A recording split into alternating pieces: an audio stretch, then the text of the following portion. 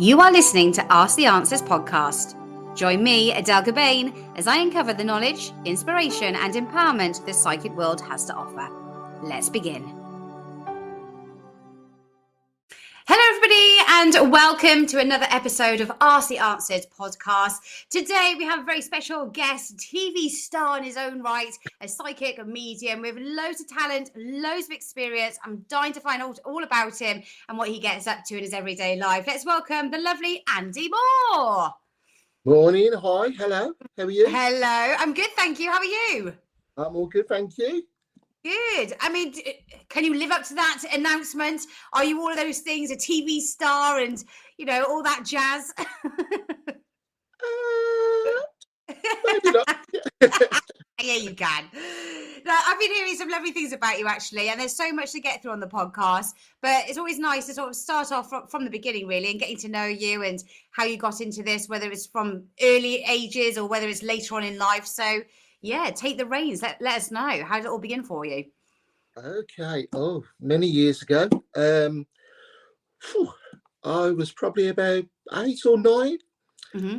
Obviously living at my parents' home, and it was just a normal kind of 1930s semi-detached house. And the weird thing was that at that point, every single night, there used to be a man that kind of stood over my bed. Okay. And the only way I can describe this, as weird as this may sound, was that he was always wearing a top hat. Mm-hmm. He looked like Victorian clothing, and yeah, he used to just stand there staring at me. And he wasn't very nice. He just looked quite angry. And now, obviously, Victorian clothing has got nothing to do with a 1930s semi. So even at early age, it didn't kind of resonate that he was linked to the house or the property. Mm-hmm. And nothing had ever gone on in the property from what I can remember in terms of any hauntings or anything like that. But he used to come night after night and only be there for a few seconds. And yeah, gradually I just got used to it and stopped hiding under the covers. But he wouldn't say a word to me, wouldn't say a word. And it wasn't till later on in life, actually only a few years ago, that I actually finally figured out who he was. Mm-hmm. And he was one of my guides, but he worked more on the negative than the positive. Right. He was more of a protector than anything else. And things kind of got worse from there because I walked to school with my mum. I went to an really old school. And I'd be sat there in assembly, as you did, sat on the floor back in the 1970s. And I'd say to my mates, who's that new teacher standing next to the teachers on the stage? One with the funny hat on.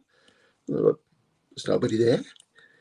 So it kind of got worse. I'd walk to school, I'd see all kinds of different people in different costumes and stuff like that. My mum was really understanding. And then, I had a totally normal childhood. There was no drama in it. It was absolutely fine. Did they think it was your imagination, or did they accept that maybe you were seeing something? Are your parents spiritual? My dad's not. No, he still doesn't believe a word. I can tell him all about his best mates who's in spirit, and he still won't believe. Have it. And the conversations they used to have in the van and stuff like that. No, he doesn't want to know. Yeah. My mum was very open. She saw things. But I kept it to myself, really, after that, because I was getting, I didn't want to be, what's the word? Seen as mad or... Yeah. Yeah, so I kept it quiet. Teenage years, just had a normal teenage years and got up to all sorts. And then it wasn't until I got into my 20s that I actually kind of started taking this more seriously. And why was that? What made you think I'm going to take this more seriously? What was that? Was it a certain point in your life?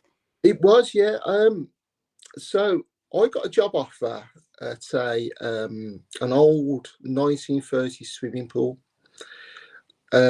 It was all Art Deco and lovely. Now, I'd never set foot in the pool before, and I got an interview on the Friday. And the Thursday night, I had one of those really vivid dreams. And it was a little girl standing at the top of a set of stairs. And these stairs were really ornate, 1930s Art Deco stairs, and there was two sets, and it was like I could actually walk through the baths and see everything that was going on. And I stood at the bottom of the stairs. She came walking towards me, and she says, "You're coming here to help." And that's when I woke up. Anyway, I got the interview about 3 o'clock the next day. I went down, walked into reception. I was like, "Whoa, I've been here last night in my dreams." Weird. Said to the receptionist, "Got an interview, where'd you go?" She says, "Right, up the top of the stairs, manager's office is on the right." Okay, got to the bottom of the stairs. There was the little girl standing at the top of the stairs.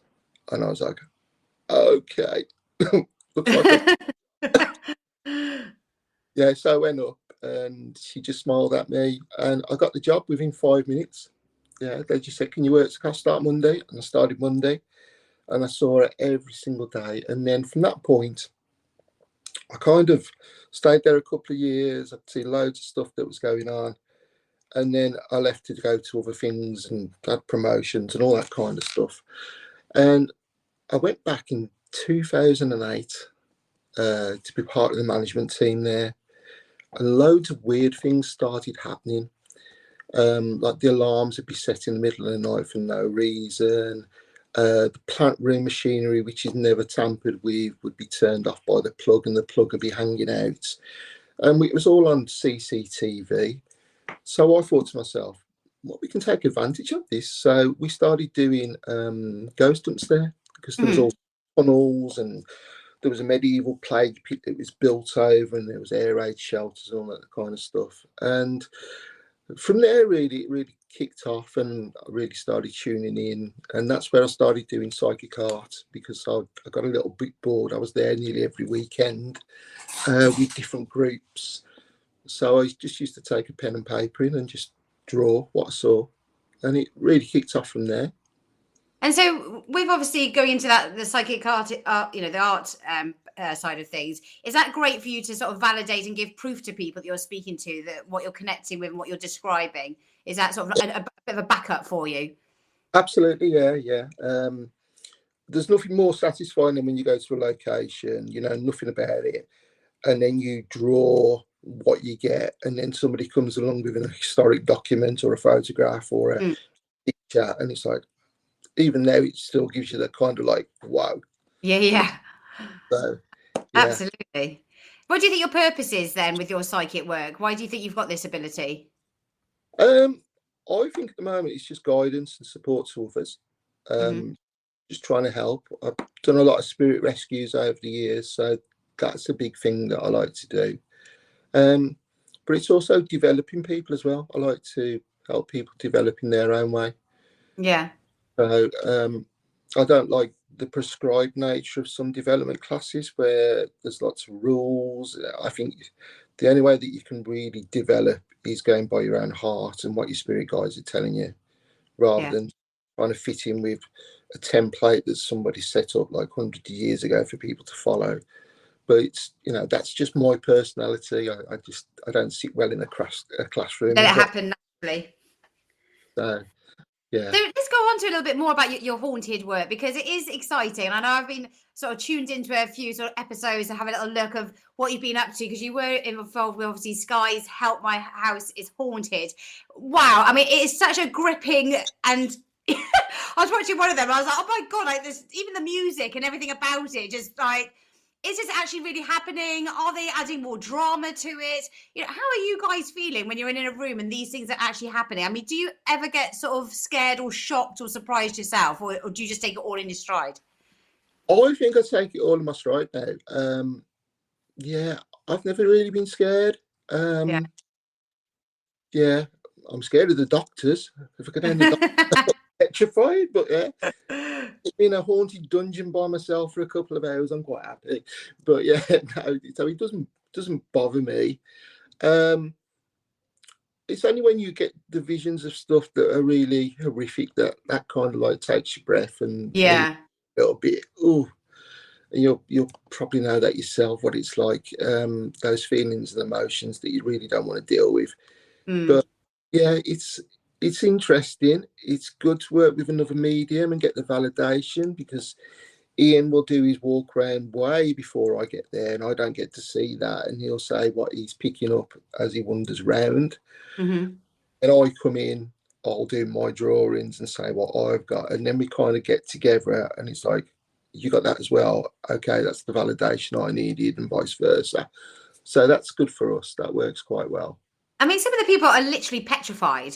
Yeah. They don't want to go into these houses, or they don't want to go into a certain room, or they can't live there, or moving into new properties, or all these things that are going on. They're literally petrified, and sometimes it's their last resort, trying to get it sorted and resolved, and to get whatever's there, get it to either go away or to give them some peace. Yeah. Yeah, it's crazy. There have been like quite a few that have been absolutely petrified. One of the ones that really sticks out was a case in, where was it? Skedness. Mm-hmm. That was particularly dark, with a certain individual that was haunting that property. But the only reason he was haunting the property is that he just needed some help. Mm-hmm. And it was a particularly dark story that was attached to that, regarding the smuggling that used to go on around there and things like that. Mm. And he was a really kind of dark individual. Yeah. But Ian crossed him in the end, and it's not our place to judge, is it, whether they stay or whether they go. It's their, they get that sorted on the other side, and so we just try and help everyone with that. So is that what it is? It's that people haven't fully crossed over to the other side and they're still hanging around? Because why can't people just die? They go, thank you very much, no dramas. Why are they still? Is it unfinished business? Have they got something to say? Why won't they just move along? What's going on? I think there's a million different reasons, isn't there? It's like so difficult. It's like people have, like older generations would have a certain religious point of view. If they've been brought up in a, say, a Christian household, and they were really, I don't know, desperate and poor, and say you were a little girl and you had to go to mass every Sunday or whatever, but you didn't have enough to eat, and then one day you were walking down the street and you stole an apple from a stall, and the man chased you, you run over into the road, fell over, and then got run over by a horse and cart. As soon as that light comes to you, you're then going to go, oh, I've just stole this apple, I'm going to go to hell, because that's what my parents believe. Right.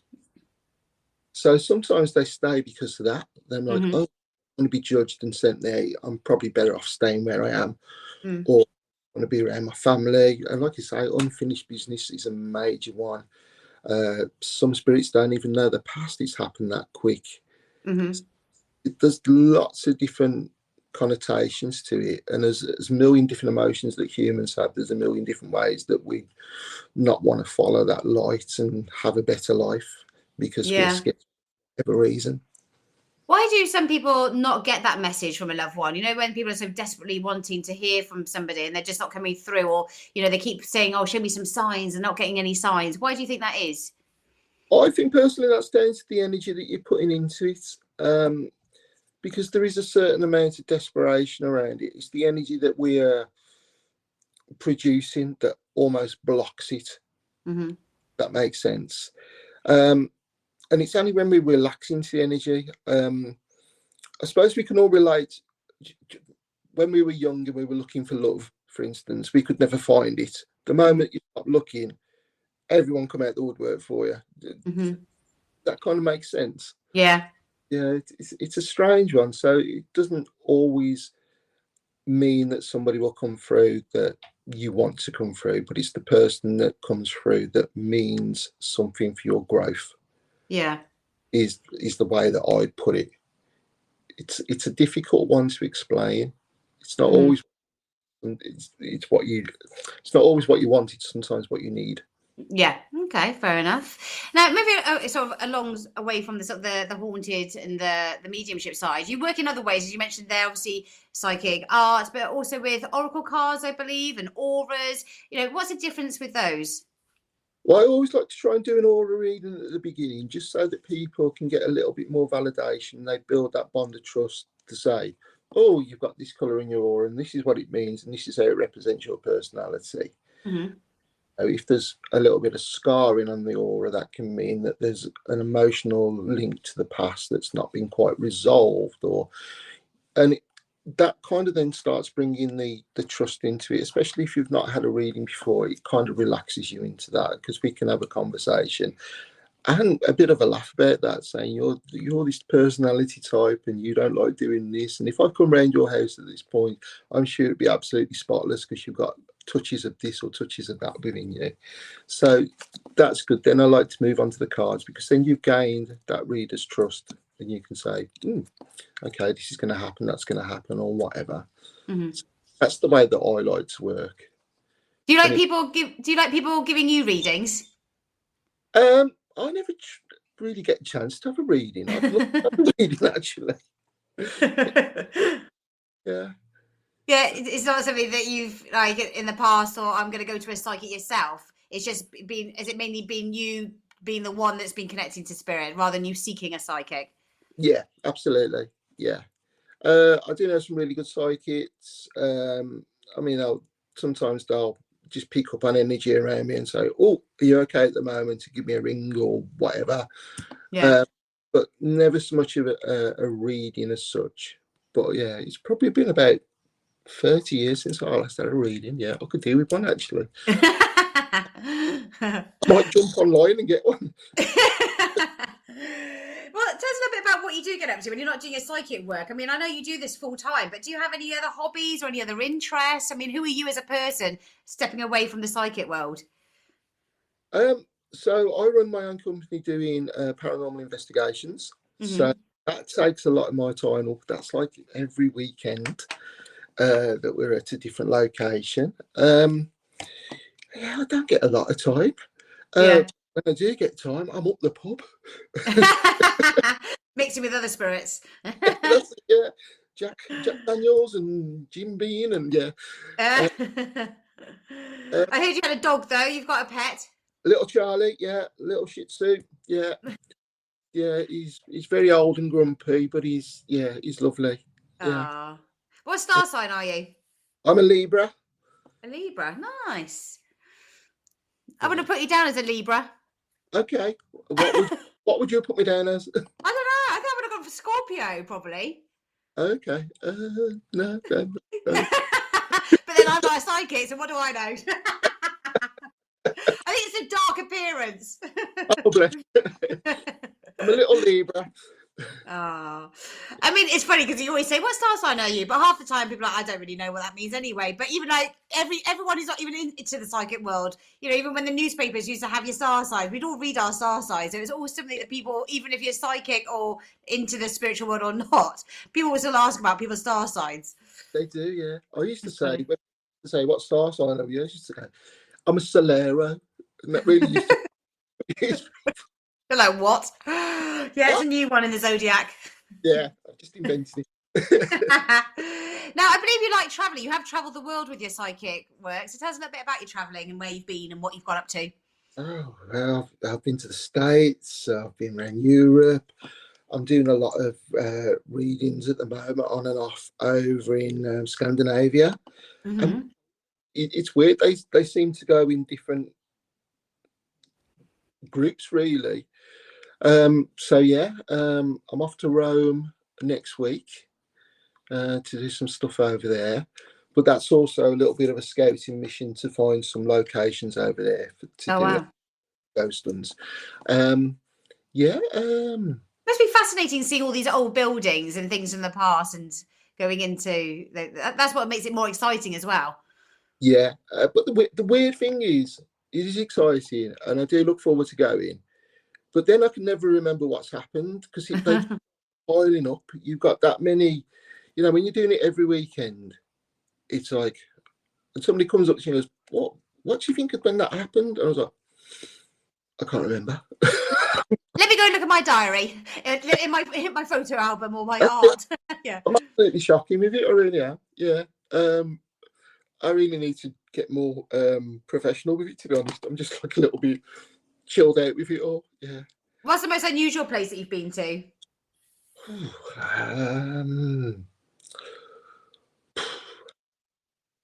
let me think. Hellfire Caves down in High Wycombe's really good. All right, yeah. Yeah, that's all tunnels that have been dug out into the chalk for all kinds of ritual purposes back Oh wow. 200 years ago. And the energy around there, because it vibrates and pings around the tunnels, is just incredible. Yeah. Filming there a few weeks ago for an American TV show. So I'm just waiting to find out when that comes out. But that was, yeah, absolutely fantastic. And we actually walked down there via candlelight, so we turned all the torches off on the cameras and stuff, Mhm. and it really set the atmosphere. So that was good. I've done prisons, uh, churches, yeah, but I think it's still my favourite place after all these years, only because I spent every day there, was Smethwick Baths, where I started working, because there was that much activity there Mm. all along, and even the skeptics would come away with something because they'd Yeah. seen or experienced something. So that always stands there with me. Um, you know, I'll probably sit here all day going through different locations. Is it mainly nighttime that you do sort of like whether it's recordings for a show or whether you're just going there just for some sort of event? Is it always the evening that's the best time to catch these things? Uh, it is always evening that we go, but that's mainly because that's when the buildings are closed to the general public. Right. Um, and you do have to kind of sell a kind of spooky atmosphere to people as well to get them in. They like the dark, they like to be scared, they like that. Yeah. But for me, I can quite happily investigate with the lights on, and it's easy. How you're going to struggle to see stuff in the dark. Yeah. you, Yeah. Why make um, it difficult for yourself? yeah, but in the daylight you can, or in artificial light, you can see if somebody's actually playing a trick and picked up a stone to make a noise and all that kind of stuff. So to me, it doesn't matter. There's no time definition when you can have a chat with a spirit or meet a spirit. But people generally like that spooky kind of aesthetic, don't they? So that's Mm. why the lights off and that kind of stuff. Do you have a certain routine that you follow each time before you go into one of these places for you to connect? Yeah, I always kind of like ground, open my chakras, call my guides in, call my gatekeeper in, and see which way we're going with this. And sometimes, if I can really concentrate and tune in, I can sometimes remote view the location before we go. Do you have a full on entourage with you? Yeah, yeah. Has there ever been a time where you haven't been able to connect and you've gone, oh my God, I'm not getting anything here? Yeah. Prisons. I have a real hard time with prisons. There's quite a few prisons up and down the country now that you can go and investigate. Shrewsbury prison is one of the big ones that you can do. Mm. And every time I go there, I struggle. Only because there's that many layers. I mean, if you think about it, if this prison's, I don't know, 100 years old and it's got 100, that's 100 people that could in each cell over the years. Yeah, lots of people have passed there. So it's peeling back the layers, and then I just really struggle with prisons. I don't like doing them. They're a tough one to do, and the energy is not always nice. Yeah. I do struggle, and you have to fall back on other things to help you then. So whether it be some kit or getting other people to use their psychic senses whilst they're there, and I can't Yeah. take. But yeah, prisons. Yeah, I think that's fair enough. Yeah. Now we're talking a little bit. I know I said, we're not going to go down that haunted route or go back to that mediumship side, but it's fascinating. It is exciting, and with that in mind, obviously we do have Halloween around the corner. I mean, is this a time that people contact you more? Do you do more sort of appearances around that time? Does it heighten the energy around the Halloween, or is it quite just commercial based? Do you think for you? I think a little bit of both. Mhm. Yeah, I also see it as like a paranormal Christmas. Yeah. It does get over commercialized these days, Yeah. but Running the business, it's fantastic because you're going to sell out all the events that you've advertised. So we've got, Yeah. so that's good. And then people just start getting into that mindset of spookiness, so they start asking for readings and all that kind of stuff. So it does get really busy. Mm-hmm. Busy. Yeah, it's an exciting time. Yeah, you So it could kind of. be it might be a time where, you know, someone might actually contact a psychic for the first time, which might be great for them if they do need some guidance or, you know, to get a message from somebody. So, you know, that could trigger somebody that sort of commercial side to get a reading that they maybe very much need. Absolutely. Yeah, I wouldn't disagree with that at all. Yeah. Yeah, yeah. Is it true that around that time the spiritual world is closer? Like, I don't know how you would describe it, but do you know what I mean? The two worlds are close together for psychics to be able to connect easier around that time, or not? Yeah, I think the veil does get a lot of thinner around that time, but there's other Mm. parts of the year that happens too as well. Yeah, so it does get thinner and it's easier to make the contacts. So yeah, I mean, ideally, it is a good time to get a reading because you normally will get some contact with a loved one of some sort.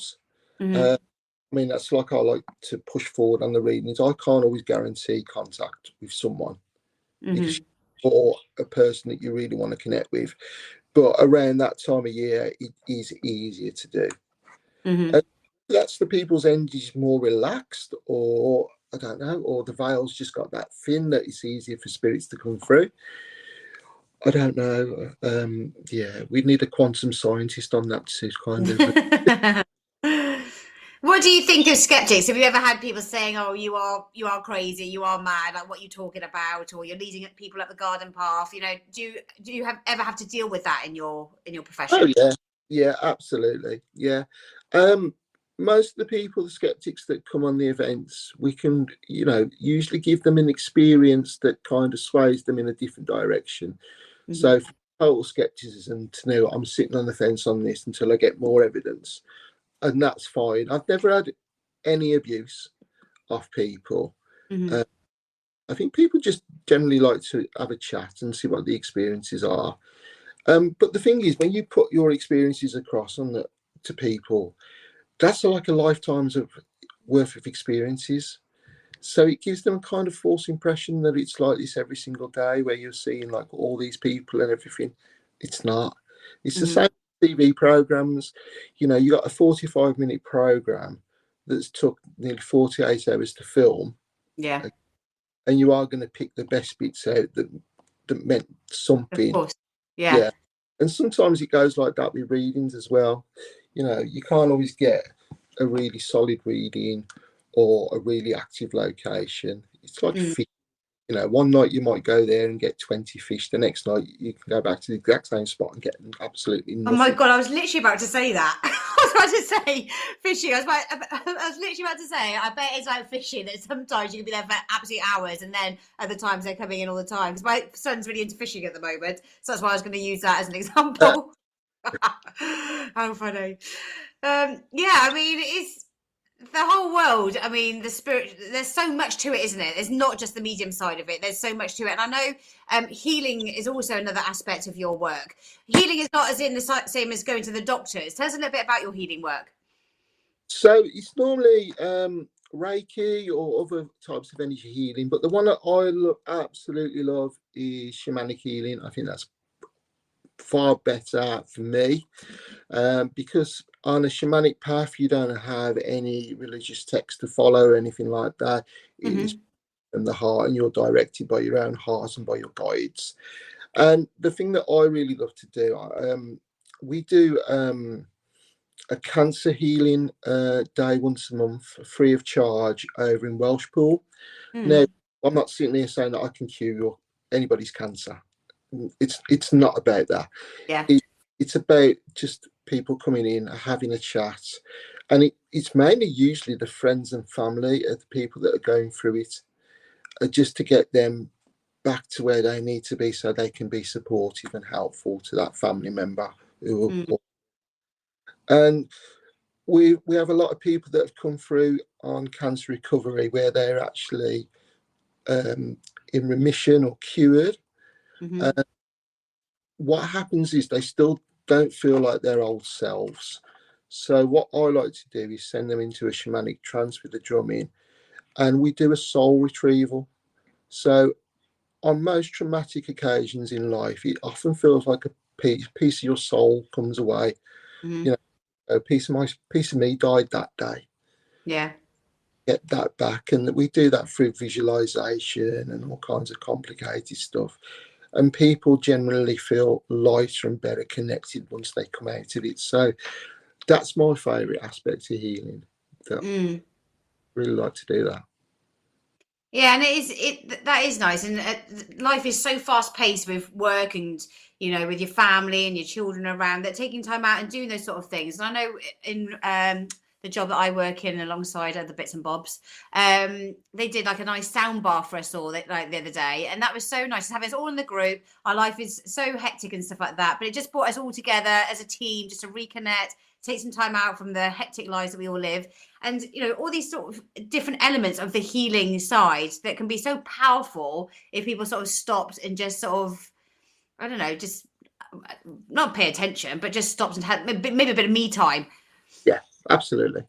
Yeah, I wouldn't disagree with that. That's brilliant. Yeah, yeah.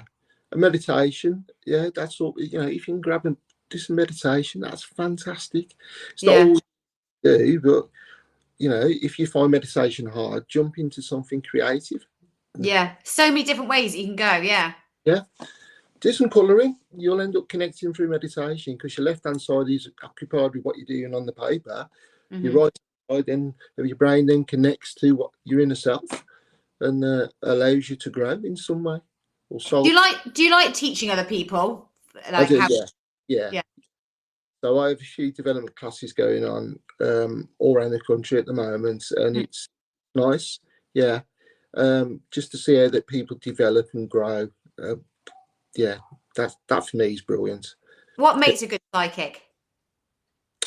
Um, I always think that empathy and understanding, and you'll often find that a lot of psychics have gone through a very tough background in a lot of things that they've had to deal with over life, and I think that's there is a training ground Mm-hmm. for the psychic. So when they come to read for someone, they can really understand and empathise what that person is going through. That for me is good. It's not about validation sometimes, it's about that you understand and you can give that guidance and support to that person. And it's usually through a tough situation that you can help them through and give them techniques and confirmation from spirit what they're sending through, just to push them in the right direction. Mm. And then on the flip side, what makes a bad psychic? What are the ones to watch out for? Ego. Ego. Yeah. Yeah. Yeah, it's like a spirit repellent, isn't it? Ego. Yeah, I've seen a few over the years that have been very, how can we say, fake it for attention, and the only attention they get is not for the spirit but for themselves. Yeah. But it's like So, with any industry, isn't it? There's always cowboys out there. There's always some that hype up more than maybe what they are. yeah, absolutely. Yeah, yeah. I mean, my husband did a course in plumbing and he was qualified as a plumber in about 2 hours. I was like, well, can you actually do some work in the house then? Absolutely not. He's not qualified at all. What's next for you, Andy? Where do you see your future going with this? I'm just really concentrating on the moment at building the business up. We've got some big plans for next year where we're going to try and get some European holidays going for people at haunted locations and things like that. So that's taking a lot of energy at the moment to try and get all that sorted and planned. So yeah, that's for the next 12 months. That's what I'm going to be concentrating on, and yeah, carry on and with all the normal stuff I do. And Fantastic. And obviously I mentioned there about Halloween as well coming up. What could people take away from maybe today's podcast with Halloween in mind? What little things could they put in place that could maybe help with them connect with the psychic world or to help them spiritually? I just say, before you do anything, do a bit of research. If you're going to use crystals and incense and all kinds of things, because there's a load of misconceptions out there. It's like, it drives me mad with some TV programs when people go around with a sage stick thinking that's going to remove spirits. Mm-hmm. sage isn't made the way it used to be made, and you're not going to mix sage with you've got to mix sage with rosemary to get that kind of result. And lots of places. Okay, that's interesting. My Yeah. sister-in-law got me sage for a present the other week. Yeah. So add some rosemary then. Yeah, add some rosemary. It works brilliantly. It's one of the main ingredients. It's like holy water now. The only place you can actually get holy water is the Vatican, believe it or not, because there's one special ingredient that's missing, right, from holy water these days, and that's olive. It honestly is. And the reason they put olive oil in is when they make the mark of the cross on your forehead, it stays on, doesn't it? Because the olive oil binds it. If it was just water, it evaporates. So, holy water is not made the way it used to do. So, there's no different misconceptions. So, it is do your research, especially on Christian stuff. I've done house clearances when I've gone into a child's bedroom that's been really active, and the amount of crystals they've got in there is like, get these out. So you know all about that kind of stuff. But if you are going to explore when Halloween comes, do it correctly, do it safely, do some research, and if you don't know what to do, speak to someone that guide you. But yeah, I mean, if you're looking for readings, I would say direct yourself to Ask the Answer, especially around the Halloween period. That's going to be great. You're going to get some good stuff there. So, there's lots of little avenues you can take, but please do your research. Absolutely. Speak to professionals. Well, you can speak to Andy more, as you mentioned there, on Ask the Answer. What's your PIN number, Andy? PIN number is 700 400. That's 700 400. Amazing. Well, Andy, it's been so lovely speaking to you today about your past, what's coming up in the future, what you get up to in your everyday life. And it sounds like, you're very, very busy. But hopefully somebody will be able to catch hold of you on the phone lines, or maybe at one of your events, whether that's one of the paranormal investigations or one of your workshops. There's always somewhere I'm sure they can get hold of you at some point. Absolutely. Lovely. Yeah. Andy, thank you very much. Enjoy the rest of your day. Thank you, Adele. Enjoy yours too. Will do. Thanks, Andy. Bye. Bye. Thanks for listening to Ask the Answers podcast. Don't forget to follow, subscribe, and save to your library. Remember, there are 100 psychic readers available on our website for readings 24 hours a day, 7 days a week. To triple your credits on your first purchase, visit asktheanswer.com and click on the new customer offer banner.